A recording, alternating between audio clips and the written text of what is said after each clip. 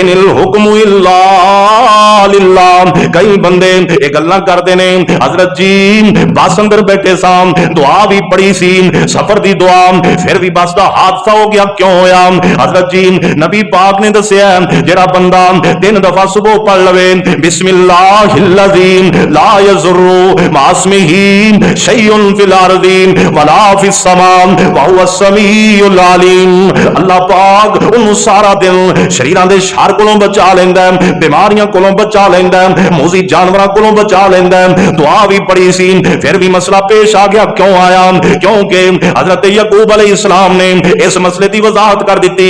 فرمایا لوگوں احتیاطی تدابیر اے دعاواں اے حاجتاں اے التجاواں اللہ پاک دے اگے اے عارضی طور تے فائدے مند نے، جنی دیر تک اللہ چاہے فائدہ ہو جاندا ہے. ان الحکم الا للہ، آخر کار فیصلہ پھر بھی میرے رب دا ہوندا ہے.